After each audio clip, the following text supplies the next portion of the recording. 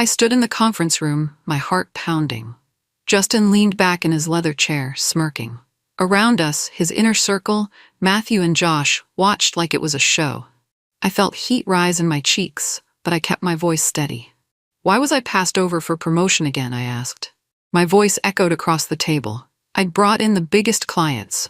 I worked weekends, evenings, but Justin just rolled his eyes. He let out a loud sigh. You're not leadership material, Michaela, he said. You can't handle the pressure. His tone dripped with condescension. I heard a few gasps, but no one dared challenge him. I felt something snap inside me. If that's how you see me, I said, then I'm done. I paused to let my words sink in. I quit. Justin's eyebrows shot up, then he gave a mocking laugh. You'll be back, he said, loud enough for everyone to hear. You'll never make it out there without this job. His words stung, but I'd expected them. I squared my shoulders, locked eyes with him, and said nothing. My mind was already racing with plans. As I walked out, I heard a chorus of murmurs behind me. Shock, pity, maybe a spark of admiration. I had no idea what would happen next, but I was ready for it. The next morning, I woke up before sunrise, heart pounding with excitement and a hint of fear. My formal resignation letter was open on my laptop.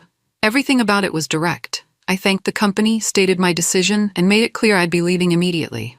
I clicked send and stared at the screen, waiting. My phone buzzed. 3, 4, 5 messages in quick succession. Justin's assistant first.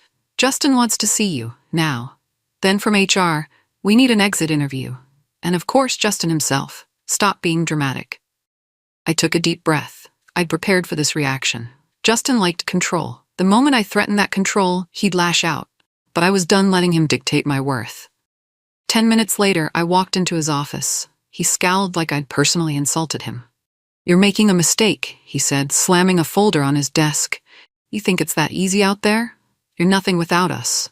I wanted to roll my eyes, but I kept calm. I appreciate your concern, I replied. I'll be fine. He opened his mouth to spew more warnings, but I held up a hand. This is final, Justin. Then I turned on my heel and left. I was free, and he hated it. Outside, I smiled, adrenaline coursing. My plan had officially begun. By lunchtime, the entire firm knew. It was like a shockwave. Michaela James, the consultant who pulled in the biggest deals, was out. Whispers trailed me in the hallway as I gathered my things. I got messages from colleagues, some I'd barely spoken to before. You didn't deserve that, wrote one. I can't believe he humiliated you like that, said another. A junior associate named Layla stopped me in the break room. Her eyes were huge. We all saw what Justin did, she murmured. He crossed a line. Are you okay? It felt surreal. People who never said 2 words to me were suddenly on my side. Maybe Justin's cruelty finally showed his true colors, or maybe they were just curious. Either way, I felt their eyes on me as I packed up my final box of files and stationery. At my desk, I found a small card slipped under my laptop. It read, I believe in you, Chloe. I smiled. Chloe was a quiet analyst, but sharp as a tack. I was grateful for that tiny act of support. As I made my way to the exit, I felt a strange mix of nerves and relief. Everyone saw Justin's public power play, but they also saw me walk away with my head high, and I could sense something shifting. People were rooting for me now. 3 months before handing in my resignation, I'd stared at my bedroom wall, plotting. I'd known Justin would never give me the promotion I deserved. Why keep waiting for recognition that would never come? In a late-night burst of inspiration, I filed the paperwork for my own consulting firm. It felt risky, but also thrilling. I picked a name that captured my vision. MJ Consulting Group. MJ, short for my initials. I kept it all secret. I worked in shadows, making business plans during my lunch breaks. I drew up a client outreach list, focusing on industries I knew well. I even scoped out potential office spaces. They were small, but I only needed a modest start. One night, I got a text from an old college friend who specialized in web design. Heard you might be branching out, she wrote. Count me in if you need a website. I almost jumped with excitement. Word was getting around that I wasn't happy at my job, and my talented friends were on board. So by the time I handed Justin my resignation, I wasn't panicking. I already had my foundation in place. All I needed was the green light and that final push. I slammed my laptop shut that night, satisfaction pulsing in my veins. It was happening. After I left, messages from clients poured in. Some were borderline panicked. "Where are you going? Why didn't you tell us? We need to talk ASAP." I realized how much faith they'd placed in me. I was the face they trusted, the one who answered their frantic calls at 2 a.m. when a marketing campaign was crashing. I was the one who turned dry leads into million-dollar deals. Now, the top 3 accounts, Rexontech, Vela & Co., and Horizon Wellness, were all reaching out. They wanted updates, wanted to follow me. I could sense their frustration with the old firm. Justin and his buddies never gave them the same attention I did. I replied carefully. I didn't want to burn bridges or violate any agreements. "I'm starting something new," I told each of them, "but it's still in early stages. Let's keep in touch."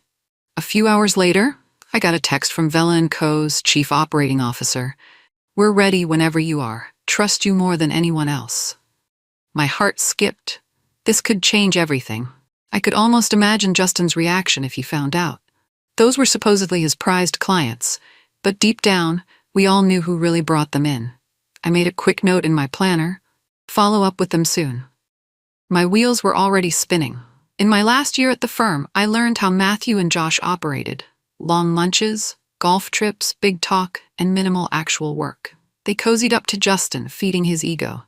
Meanwhile, I was the one reading contracts, spotting errors, and running the numbers. They'd give me side glances during staff meetings, smirking whenever Justin undermined me. One time, Matthew accidentally deleted my client presentation right before a major pitch.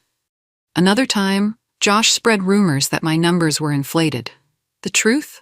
They felt threatened. Clients asked for me, not them. Senior partners noticed my efficiency. Justin had to face the fact that his prized boys' club wasn't the real engine of success. I remember confronting Matthew quietly after he wiped my presentation. "Was it worth it?" I asked. He just shrugged. "Don't take it personally," he said, then walked off.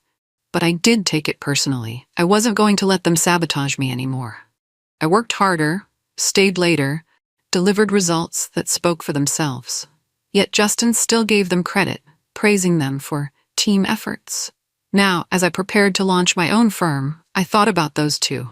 They might have won short-term battles, but this time, I'd win the war. Somehow, I knew they wouldn't see it coming. Just a week after I left, I got an unexpected phone call. The voice on the other end introduced himself as Mr. Clark. "I saw your work when you saved a failing contract last year," he said. "You're the one who turned that near disaster into a $2 million profit, right?" I felt a jolt of pride. Yes, that was me. He explained that he was an investor, always on the lookout for strong entrepreneurs. "I heard you're out of that firm," he continued. "If you want to start something fresh, I'd like to help." I gripped my phone, heart pounding. This was no small deal. Clark was rumored to have deep pockets and serious connections. If he backed MJ Consulting Group, I could fast-track my growth, hire real talent, skip the usual baby steps. "What do you have in mind?" I asked, trying to sound calm. "I'll fund your startup costs. In return, I get a seat at the table and a small equity stake. We move fast, but only if you're ready." I paused, my mind spinning. This was huge. "I'm ready," I said firmly. He chuckled. "I was hoping you'd say that. Draw up a proposal. Let's finalize terms soon." My hands shook when I hung up. Everything was accelerating, and I couldn't wait. Right after talking to Mr. Clark, I grabbed my phone and started texting 2 people I trusted most. First was Chloe, the analyst who'd slipped me that encouraging note. Next was Ryan, a marketing genius who'd left the firm 6 months ago because of Justin's favoritism. Chloe responded immediately. "Are you serious? I'd love to join. Justin's been ignoring my ideas for months. Let's talk details." Ryan was equally enthusiastic. "Yes, I've got fresh ideas and my own client leads.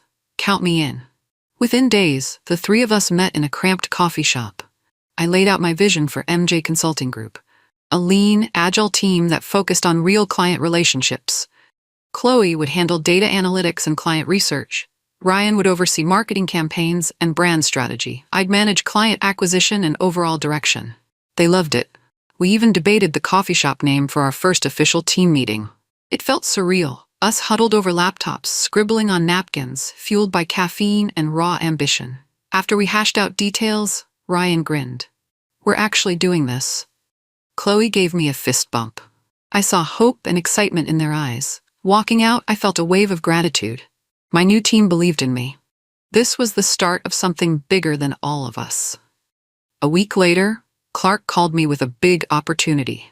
He had a lead on a high-revenue company, Zenera Solutions, looking for a new consultant. They were ready to invest serious money if the pitch was strong.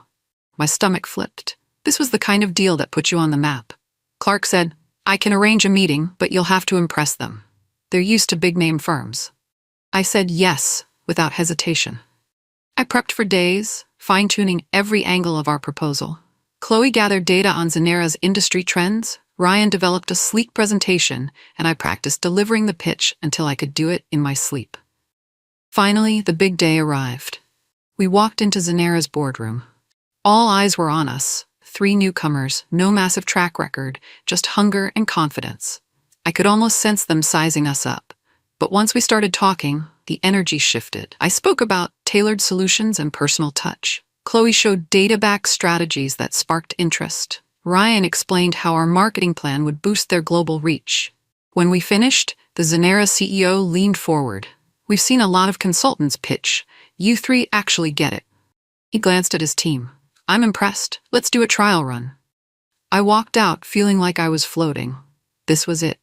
We'd nailed our first major client. Meanwhile, back at my old firm, things weren't going smoothly. I got a late-night text from a former coworker, Jana. "They're panicking. Clients keep asking for you." Apparently, Justin and his crew were struggling to keep projects on track. Their pride wouldn't let them admit it publicly, but clients noticed delays and mistakes piling up. Some internal documents got lost or mislabeled. A few clients threatened to pull out if they didn't see results. I heard rumors that Justin was forcing employees to work overtime, trying to close gaps. "He's more demanding than ever," Jana wrote, "but he also seems unsure, like he knows something's off." I couldn't help but feel a twinge of satisfaction. For years, I was the invisible glue holding that place together. Now that I was gone, the cracks in Justin's so-called empire were becoming obvious. Still, I was careful not to celebrate too loudly. We had our own challenges at MJ Consulting Group, limited resources, a lean team, and a massive new contract we had to deliver. Failure wasn't an option, but part of me wanted to see Justin squirm. He'd always claimed I was just another consultant. Maybe now he understood my true value. I sensed this was only the beginning of his downfall. Justin tried to smooth things over with the top clients. He called them personally, claiming, "Michaela's on sabbatical. She'll be back soon." The gall of that lie made me laugh when I heard it. One of my main contacts at Rexuntech, Ken, forwarded me an email from Justin's team. They were offering free add-ons, discounts, anything to keep them happy. But Ken was skeptical. He replied to them, "I'd rather wait until Michaela returns." Then he sent me a direct message. "Is it true? Are you really on leave?" I wrote back, "Nope, I resigned. They're spinning stories because they're desperate." Ken's response was immediate. "Unreal.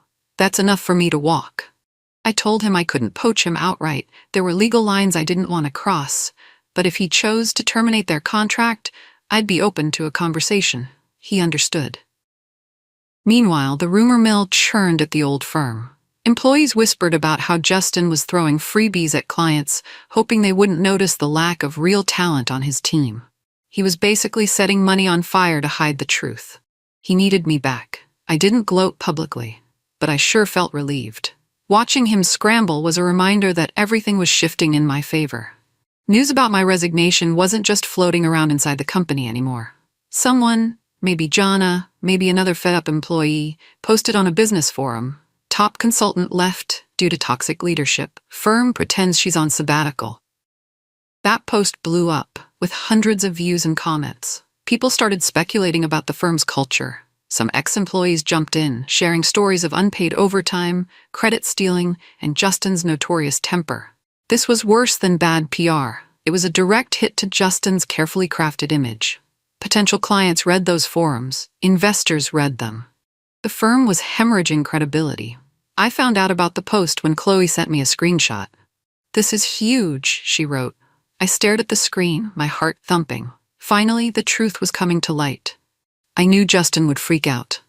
Later, I got a call from an unknown number. It was a client rep from Vela & Co., one of those top 3 accounts I'd nurtured. "So you're not on sabbatical?" she asked. "Is that why our project is stalled?" I told her I'd left. She sighed heavily. "I suspected as much. Justin's team is lying to us." We hung up, and I felt a rush of validation. Everything was unraveling for Justin. The best part? I didn't have to lift a finger. The truth leaked all by itself. I heard from Jana again. "Justin's losing it. The 3 biggest clients gave an ultimatum.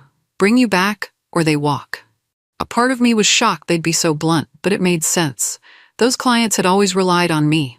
Now that they knew I was gone, they had zero faith in Justin's team. The tension soared. Justin called emergency meetings, canceled personal plans, and tried to craft some strategy to lure me back. He even offered to cut fees for those major accounts just to stall them. But the clients were firm. "We want Michaela, or we take our business elsewhere." When Jana told me this, I felt a strange mix of triumph and fear. Triumph because it proved my worth once and for all. Fear because the pressure to perform at MJ Consulting Group was greater than ever. If they came to me, I had to deliver. I braced myself for Justin's next move. He wouldn't go down easily. Would he beg me, offer me a higher position, or try to tarnish my reputation? In any case, the clock was ticking. The ultimatum was set. The clients were restless, and the board members were surely panicking. I knew I'd be getting a phone call soon. I just didn't know how desperate he'd sound. Sure enough, my phone rang the next day. Justin's number lit up my screen. I debated ignoring it, but curiosity won. "Hello?" I answered calmly. His voice was tense. "Michaela, let's be adults about this. The clients are threatening to leave. We can't have that." I stayed silent, letting him squirm. Finally, he continued, "I'm willing to offer you a raise, 15% more, and a creative director title." He paused, waiting for my reaction. When I didn't respond, he pushed further. "You want more? Fine, you can set your own schedule. Hell, you can run your own team." A month ago, I might have jumped at that, but a lot had changed. Justin was only offering this now because his empire was in danger. I exhaled slowly. "I appreciate the offer," I said, "but I'm not coming back." His breath caught. "You're being foolish. Nobody else will give you this chance." I almost laughed. "I already have a better chance, my own firm." He launched into accusations. "You're ungrateful. You owe this company your success." On and on he went, his voice shaky. But I stayed quiet, letting him fume. Finally, I said, "I don't owe you anything. Goodbye, Justin." I hung up, feeling a thrilling sense of closure. He'd officially lost the power he once held over me. Within 4 months, my firm helped Zenera Solutions generate $3 million in new profit. Ryan's marketing plan was a smash success, and Chloe's data insights saved them from costly mistakes. Our results blew Zenera's expectations away. So, we put together a quick case study showing how we turned a modest budget into massive gains. We posted it on our fledgling website. Unexpectedly, it went viral in business circles. People started talking about the new consulting shop that's outperforming bigger players. Requests poured in. Smaller companies, startups, and even mid-sized ventures asked for consultations. I had to hire 2 more people, Hector for project management and Kiara for client communications, just to keep up with meetings. Ryan sent me a link to a trending tweet. "MJ Consulting is the real deal, super responsive, honest, and brilliant." It had hundreds of retweets. I sat back in my small but buzzing office, feeling a rush of pride. These were the fruits of our hard work. The results spoke louder than any rumor Justin could spread. Meanwhile, people at my old firm were noticing. They saw our success. They realized my departure wasn't a fluke, and I could practically feel Justin's rage from miles away. Our star was rising, and I was just getting started. Word reached me that Justin was fuming. Clients and colleagues told me he was accusing me of all sorts of wrongdoing. The worst rumor? That I'd been fired for mishandling funds. It was laughable, but also dangerous. If enough people believed it, it could stain my reputation. I couldn't just ignore it. Chloe tapped away on her keyboard, searching public records and internal memos. "There's zero sign of that," she said, scanning the firm's financial statements that were legally accessible. "They're probably making it up from thin air." Ryan suggested we issue a statement, but I wanted to wait. I knew Justin had no proof. He was likely trying to bait me into a public showdown. But soon, the rumor spread beyond the firm. A local business magazine hinted at financial misconduct linked to my name. It felt surreal. I'd always kept my record spotless. My phone buzzed with concerned texts from clients. "We know you wouldn't do that, right?" I assured them it was false, but the doubt stung. Justin was hitting below the belt. He couldn't beat me with facts, so he used lies. Little did he know, the board at his own firm was about to take a closer look. His fury would spark an investigation that changed everything. I got an unexpected call from a private number. The voice introduced himself as Robert, a member of the firm's board of directors. He spoke in clipped, formal tones. "We've heard unsettling rumors from Justin about your time here," he said. "Before we escalate this publicly, we want to investigate the truth." In the background, I heard another voice, probably a lawyer, feeding him lines. Clearly, they were bracing for a scandal. "Investigate all you want," I said. "My record is clean." Robert paused. "We might need your cooperation. Access to your email records, your project files." I cut in. "I'm fine with that, as long as we do it lawfully and fairly. I've nothing to hide." A beat of silence. Then he cleared his throat. "Thank you. We'll be in touch." After I hung up, I felt both nervous and relieved. If they truly dug into the finances, they'd see I never touched a penny illegally. But who knew what Justin and his cronies, Matthew and Josh, might have planted or twisted? I called Chloe and Ryan to fill them in. Ryan whistled. This could blow up in Justin's face if they find out the real story. That was my hope. I just prayed there weren't any hidden traps. The ball was now in the board's court. 2 weeks passed, and I heard almost nothing. Then I got a panicked call from Jana. "They found something, but it's not about you." Her voice was shaking. Apparently, during the investigation, the board hired forensic accountants to comb through every transaction linked to the major accounts. They discovered discrepancies. Invoices paid out to suspicious vendors, funds redirected in strange ways, weird timing on certain contracts. It all pointed not to me, but to Justin, Matthew, and Josh. My name came up spotless. They never found a single sign of misconduct in my files or communications. Jana read me part of an internal memo. "Preliminary evidence suggests misappropriation of funds by upper management. Further review required." I felt a rush of vindication, followed by anger. Justin had tried to pin his own crimes on me. That was low, even for him. But now the truth was exposed. I thanked Jana for letting me know and hung up. Then I called Ryan and Chloe to share the news. Chloe laughed in disbelief. "So that's the real reason they wanted to bury you. They had skeletons in their closet." Ryan added, "What goes around comes around. This is huge." Huge indeed. Justin's house of cards was about to come crashing down. Within days, the firm's board compiled detailed evidence against Justin and his closest allies. It was like a bombshell. Emails leaked that showed Matthew and Josh had created fake vendor accounts, funneling money to themselves. Justin approved it all. I saw screenshots of forged invoices, dates that didn't match actual project timelines, payment records that pointed to a shell company registered under Josh's name. It was textbook embezzlement.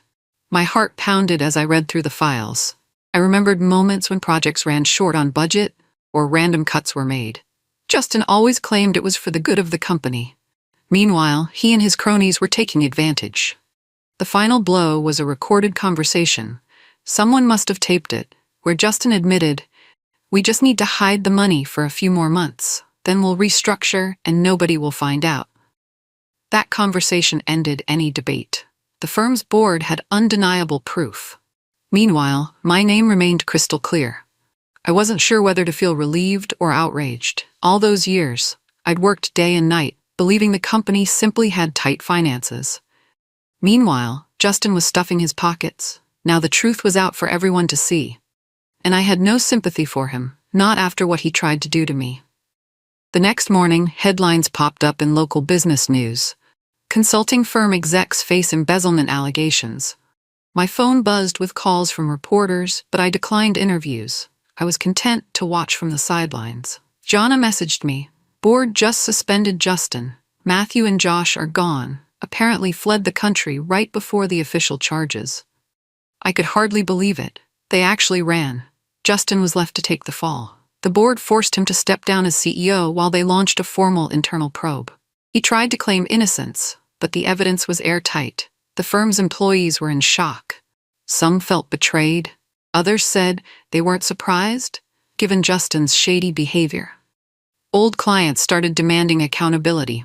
A few posted scathing reviews online. We trusted them with millions, and this is what they did. For my little office at MJ Consulting, I watched it unfold. Ryan joked, "They thought you were their biggest threat." Turns out, they were their own worst enemy. Part of me felt a twinge of sadness for the innocent employees caught in the crossfire, but I couldn't deny a sense of justice being served. This was karma in motion. The board had turned on Justin, and there was no going back. Over the next few days, the firm's collapse snowballed. Investors withdrew their funds, leaving the company scrambling to stay afloat. Clients started jumping ship left and right. Some reached out to me, wanting to know if I'd take them on at MJ Consulting. Every news outlet reported on the scandal. CEO suspended in fraud probe, key executives missing, employees allege toxic work culture. Articles quoted ex-staff, some used their real names, others stayed anonymous, telling stories of bullying, intimidation, and fake promises. It was a full-blown public reckoning. The firm's once glossy reputation was now in ruins. Justin tried to do damage control, issuing a statement that sounded robotic. "We are cooperating fully with the investigation." But nobody was buying it. Behind closed doors, the board was negotiating with prosecutors. They wanted to salvage whatever they could. The entire leadership team was under scrutiny. Meanwhile, I was juggling calls from prospective clients. Our small office became a hive of activity as we expanded to meet the demand. Chloe joked that we'd need a second office soon. I stepped outside one afternoon just to breathe in fresh air and realize how much had changed in a few months. Once I felt trapped under Justin's shadow. Now he was crumbling, and I was thriving. It felt both surreal and well-earned. Reporters kept pushing for an interview. I hesitated, not wanting to be dragged into a tabloid circus. But clients and supporters urged me to speak up. They said my perspective mattered. So I decided to make a short public statement. I invited a couple of reputable journalists to a small press event at a co-working space we'd rented for the day. When they arrived, I stood in front of a simple backdrop, wearing my favorite navy blazer. "Thank you for being here," I began, my voice steady. "I want to address the rumors about my time at the firm and my decision to leave." I explained that I left because I felt undervalued and mistreated. I clarified there was no truth to the allegations that I mishandled funds. Then I spoke about my new company, MJ Consulting Group. "We pride ourselves on honesty, innovation, and mutual respect," I said. "We focus on people first, employees and clients." I also acknowledged the chaos at my old firm. "I'm saddened for the hardworking people there," I said, "but I can't speak on the criminal investigation. That's for the authorities." Then I closed with a simple message. Never stay where you're undervalued. Trust your instincts. Build something better. A few cameras clicked. I could see understanding in their eyes. I'd said my piece. My phone lit up afterward with supportive messages. I felt lighter. Days later, I was at a business lunch with a familiar face. The same client who once asked Justin, "Where's Michaela?" The man was now beaming at me across a bustling hotel restaurant. "Glad we reconnected," he said, offering a warm handshake. "Your old firm was a disaster after you left. We should have followed you sooner." I laughed. Better late than never, right? He introduced me to two partners from an international conglomerate. They were looking to expand into multiple countries and needed a solid consulting team to navigate cultural and regulatory hurdles. "We thought of you immediately," he said. "Your new firm has a real buzz around it." I felt a surge of excitement. This was a chance to go global. I pictured our name, MJ Consulting Group, on a global scale, working with clients from all corners of the world. It was a dream that once felt far away. We talked numbers, strategies, timelines. By the end of the lunch, we'd set up a follow-up meeting for a formal proposal. The possibilities were massive. As I left, I remembered Justin's mocking words. "You'll never make it out there." Now, people from around the globe wanted my expertise. I got into my car, heart overflowing with gratitude and ambition. This felt like a full circle and a new beginning. When news of Justin's conviction hit, it was all anyone could talk about. He was found guilty of embezzlement and faced hefty fines. A judge froze his assets and he was slapped with possible jail time. Matthew and Josh were still overseas, dodging authorities, but Justin stood alone to take the brunt of the punishment. Articles called him the face of corporate fraud, and it was rumored no reputable firm would even consider hiring him once he was out. Colleagues from my old workplace described his meltdown in court, how he tried to blame everyone else, but the evidence was too strong. In some twisted way, I felt a pang of pity, but it was overshadowed by relief. He'd brought this on himself. All those years of stealing credit, abusing power, and ridiculing those who contributed real value, it finally caught up to him. I heard through the grapevine that the firm was in talks for a merger or complete acquisition, just to stay afloat. Several of its best employees had already resigned, citing toxic leadership. It was a sad end for a once promising company, but I couldn't dwell on that. I had my own success to nurture and a new wave of clients demanding our services. Justin's reign was over. My path was wide open. I sat in my new office, staring through glass walls at the bustling city skyline. My team moved with purpose, taking calls, closing deals, brainstorming in quick huddles. The space buzzed with energy. I glanced at the plaque on my desk. MJ Consulting Group, founder and CEO, Michaela James. It felt unreal sometimes, but every day I reminded myself I'd earned this. Behind me, a framed quote caught my eye. It was simple black text on white paper. "You'll never make it without this job." Justin's words. I'd typed them out and hung them as motivation. Each time I felt doubt creeping in, I looked at that quote. It reminded me of how far I'd come. My phone chimed. Another potential client wanted a meeting. Ryan stuck his head in. "We just signed an agreement with that international partner. Big expansion." Chloe pumped a fist in the air, grinning. I stood up, scanning the room. We were bigger than I ever imagined, and still growing.